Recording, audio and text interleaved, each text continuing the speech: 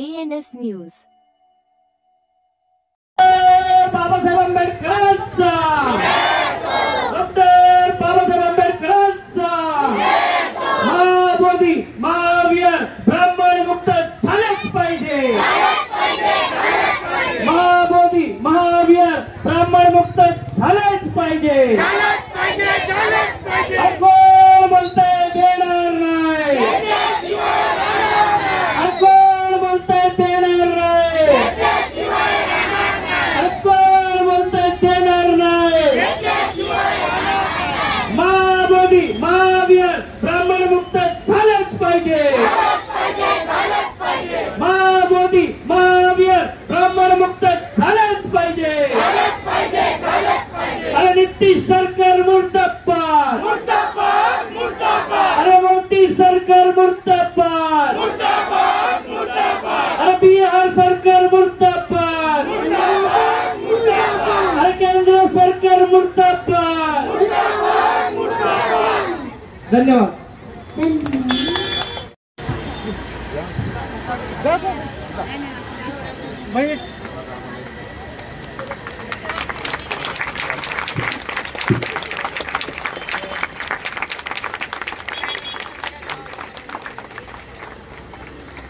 त्याच्यावरती बोलायचं आहे। सर्वांना जय भीम। तर मला आपल्याला माहिती असेल की इकडे मागच्या 3 दिवसापासून इकडे जे आंदोलन चाललं आहे आणि खास करून इकडे हे जे आंदोलन चाललं आहे ते इकडच्या या वॉर्डातल्या सगळ्या महिला असतील त्यांनी हे आंदोलन त्यांच्या हाती घेतलं आहे। आपण बघत असाल मागच्या काही महिन्यांपासून इकडचे सगळे दलित बौद्ध आणि इकडे पक्ष न बघून सगळे आपला धर्म बघून सगळे जे रस्त्यावरती येत आहेत हे छोट्या छोट्या त्यांच्या वस्तीच्या बाहेर किंवा त्यांच्या वॉर्डामध्ये जे आंदोलनं करत आहेत, हे आंदोलन जे आता छोटं चाललं आहे ते या सरकारला पण सुद्धा आता माहीत नाही। बट जेव्हा हे आंदोलन जेव्हा एक मोठी हाक मारल्या जाईल अख्ख्या महाराष्ट्रभरात नव्हे तर अख्ख्या देशामध्ये, तेव्हा या सरकाराला समजेल की त्यांनी कोणाशी वाद घातला आहे। आंबेडकरी अनुयायी आहेत ते बाबासाहेबांनी दिलेलं संविधान आहे त्याच्यावरती चालणारी लोक आहेत। कधीही आंबेडकरी अनुयायी हा कायदा मोडत नाही आणि कधीही स्वतः कायदा त्याच्या हाती घेत नाही। आता सध्या आपल्याला सर्वांना माहिती असेल की जे आपले बाळासाहेब आहेत, आनंदराज साहेब आहेत आणि भीमराव साहेब आहेत, त्यांनी जे सगळ्यांना कार्यकर्त्यांना असू दे, पदाधिकाऱ्यांना असू दे, सगळ्या पक्षांना असू दे, त्या सगळ्यांना आदेश दिलेत की तुम्ही कुठलाही कायदा हाती घेऊ नये म्हणून हे शांततेत सगळे आंदोलन करत आहेत। आणि जर शांततेत आंदोलन नसेल होत तर आम्हा सर्वांना माहिती आहे हा कायदा कसा वापरायचा आणि कायदा कुठे वापरायचा।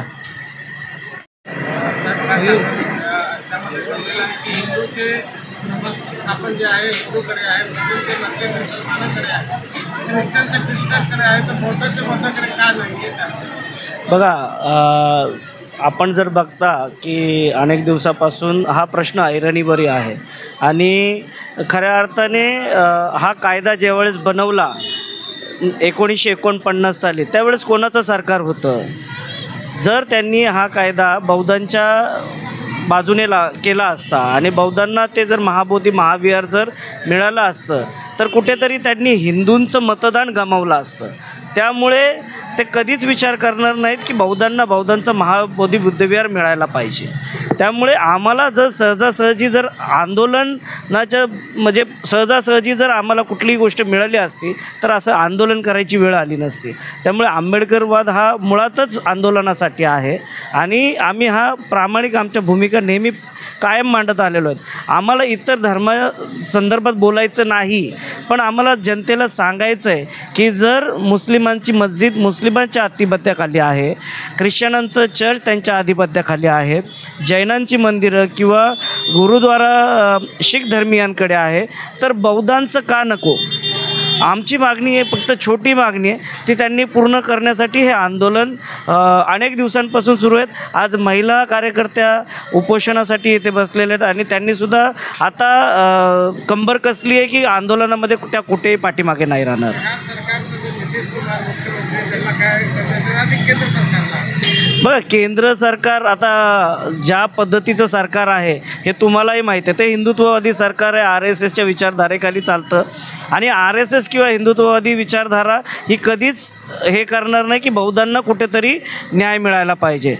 बौद्ध हा भारतामधला दुसरा सुशिक्षित वर्ग आहे. आपण बघत आहात की जर ह्या सुशिक्षित वर्गाला जर राजकीयदृष्ट्या किंवा सामाजिक किंवा धार्मिकदृष्ट्या जर मोठं वलय जर मिळालं तर नक्कीच हा समाज पुढे येऊन खूप मोठी परिवर्तन घडू शकतो.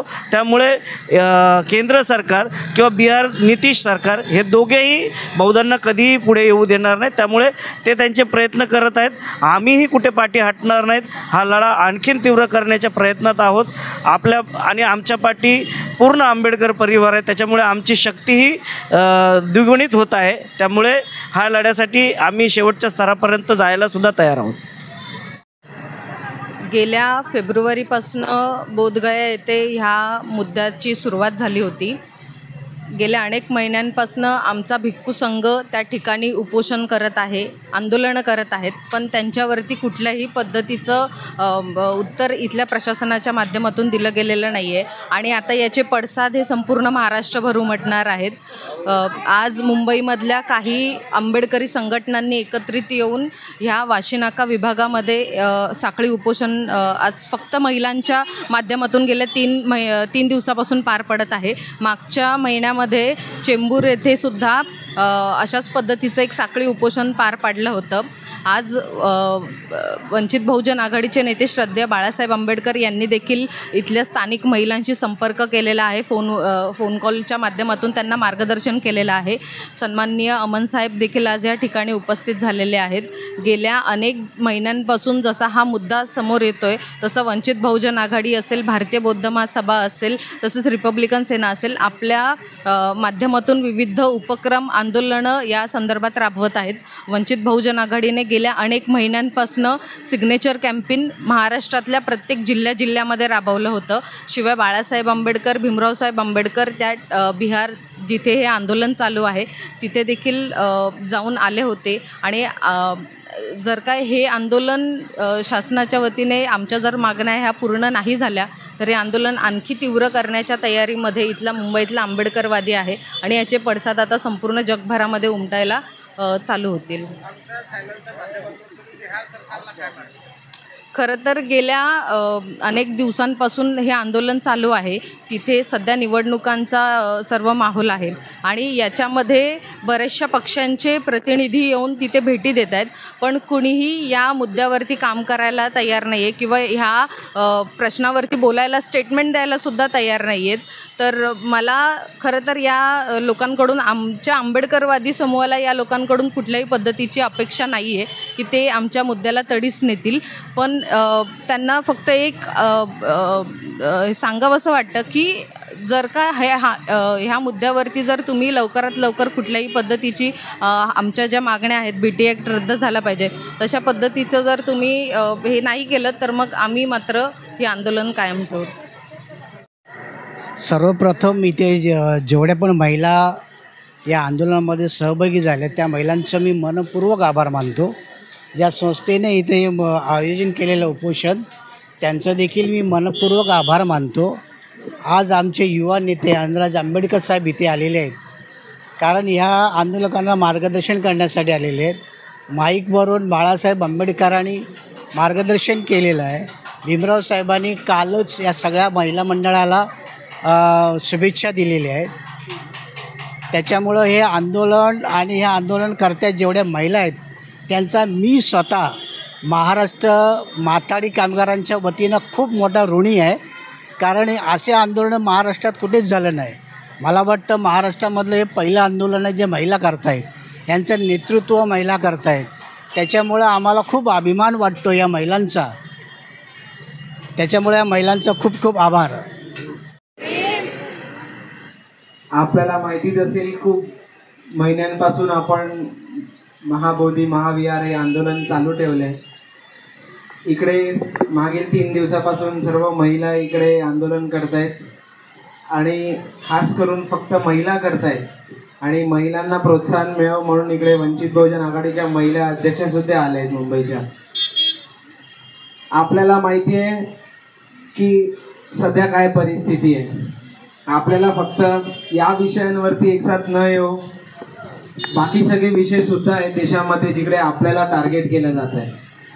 असे छोटे छोटे आंदोलन आपण घेतोय, याच्याने किती फरक पडतो हा आपल्याला माहीत नाही, पण हा घेतला तरी एक आपली शक्ती दिसते, हे खूप महत्त्वाचं आहे. आपल्या सर्वांना माहितीच असेल की गेले आता निवडणूक येत आहेत. या निवडणुकीमध्ये जर आपण आपला हक्काचा माणूस जर आपण पाठवला नाही तर मग आपल्याला काय प्रक्रिया आणि किती त्रास होतो हा आपण स्वतःने अनुभवला सुद्धा असेल. आताची वेळ ही खूप बिकट आहे. आपल्याला माहिती आहे देशामध्ये वर्ल्ड वॉर 3 ची परिस्थिती सुद्धा आली आहे. आज सकाळी US सारख्या मोठ्या देशाने सुद्धा इराणवरती हल्ला चालू केला आहे. ही कुठेतरी परिस्थिती ह्याच्या हद्दाच्या बाहेर नको जायला. त्यासाठी आपल्याला आता आपलं कुठेतरी स्थान निर्माण करायला पाहिजे. भारतामध्ये हिंदू मुस्लिम घडवण्याचा फार प्रयत्न चालला आहे. मुसलमानांनंतर सर्वात मोठा जे येतं ते म्हणजे आपण बौद्ध लोक येतात. आपल्याला सर्वात जास्त ही इकडची सरकार असेल, इकडचे लोक असतील, प्रशासन असेल, हे सर्वात जास्त घाबरतं ते म्हणजे आपले बौद्ध लोकांना घाबरतं. आपल्याला आपल्या हक्कांसाठी उभं राहावं लागेल. आता हे महिला इकडे 3 दिवसापासून उभ्या आहेत, आंदोलन करतायत. या सर्वांना मी अभिनंदन करतो की आपण एवढं इकडे 3 दिवसापासून एवढ्या स्वतःचं हक्कासाठी आणि आपल्या महाबोधी विहाराच्या हक्कासाठी तुम्ही इकडे बसलात. आणि एकही महिला इकडनं उठली नाहीये 3 दिवस. या आपण जो त्रास सहन करतोय, इकडच्या सरकाराला आपण त्यांना जागा करतोय की आम्ही इकडे बसलोय पण तुम्ही इकडे आमच्यावर लक्ष द्या, हे आता कुठेतरी थांबायला पाहिजे. आता वेळ आली आहे, इकडे सगळे वेगवेगळ्या पक्षाची लोक येऊन गेले असतील, सगळे येऊन गेले असतील, पण एकही जण इकडे कोण मदत करायला तयार नाहीये. कोणही हा प्रश्न आपण आपला इकडचा खासदार असेल, आमदार असेल, कोणीही हा आपला प्रश्न त्यांच्या संसदेत मांडत नसेल किंवा विधानभवनात मांडत नसेल की महाबोधी मुक्त विहारासाठी काहीतरी करा. गेले अनेक महिन्यांपासून बाळासाहेब असतील, भीमराव साहेब असतील, अनुराग साहेब असतील, या तीनही साहेबांनी आंदोलन केले. बाळासाहेब स्वतः बिहारला जाऊन आले, भीमराव साहेब सुद्धा बिहारला जाऊन आले. आणि इकडे सगळे एवढे प्रयत्न करून पण सुद्धा आपल्याला इकडे न्याय मिळत नाहीये. तर आपण आता आपला विचार करायची वेळ आली आहे. तुम्हा सर्वांना एवढं सांगतो की आता आपला स्वतःचा विचार नका करू, पण आपल्या पुढच्या पिढीचा विचार करा. हा आपण त्रास सहन करतोय, आपल्याला एवढा त्रास सहन करायला तर आपल्या पुढच्या पिढीला किती त्रास सहन करावा लागेल. आताचं हे सरकार संविधान बदलण्याच्या भाषा करतंय, तिकडे संविधानामधले कलम बदलतायत, आपण तरीही काही करत नाही, आपल्याला माहीत नाही. इकडे दुसरे तिसरे भांडणं लावतात, तिकडे 1-2 कलम बदलून टाकतात आणि आपल्याला जेव्हा बदलल्यानंतर आपल्या लोकांना समजतं की कलम बदललेली आहे. हे कुठेतरी जो अन्याय होतोय आणि हे जास्तीत जास्त करून सगळा जो अन्याय होतोय तो SC ST समाजावरती आणि या छोट्या सगळ्या समाजांवरती होतोय. आपल्याला माहिती आता हा लागोपाठ 2रा महिना आहे जिकडे आपले SC ST चे फंड्स वळवले गेलेत, त्याच्यावरती कोण बोलत नाहीये. एकही आमदार, एकही खासदार ज्याला आपण निवडून दिले, तो एकही आमदार खासदार शब्द सुद्धा काढत नाहीये की हे फंड का वळवले गेलेत. कोण प्रश्न सुद्धा करत नाहीये की हे फंड का वळवले गेले नाहीये. आपल्याला काही प्रॉब्लेम झाला की आपण फक्त आंबेडकरी कुटुंबाकडे येतो, आम्हाला न्याय द्या, आम्हाला इकडे भेटत नाही न्याय, तिकडे भेटत नाही न्याय. मग तेव्हा शेवटचा क्षण तुम्ही फक्त आणि फक्त बाळासाहेबांकडे आणि आमदार साहेबांकडे आणि आमदार साहेबांकडे येता. तर आता हे बदलून आपली पहिली आणि शेवटची जी प्रक्रिया असेल ती फक्त आणि फक्त आंबेडकर घराण्याशी असेल आणि त्यांच्या कार्यकर्त्यांची असेल.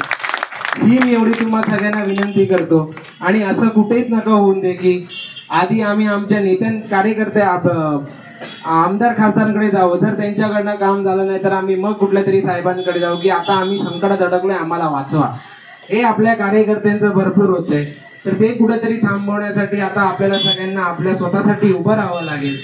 आणि आता जसं आपण आंदोलन करतोय, आता आपण जसं आंदोलन करतोय हे आपण अनेक वर्षांपासून अशी आंदोलनं करतोय.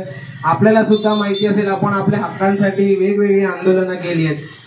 त्यातली सगळी आंदोलनं यशस्वी झाली आहेत हे आपल्याला सगळ्यांना माहिती आहे.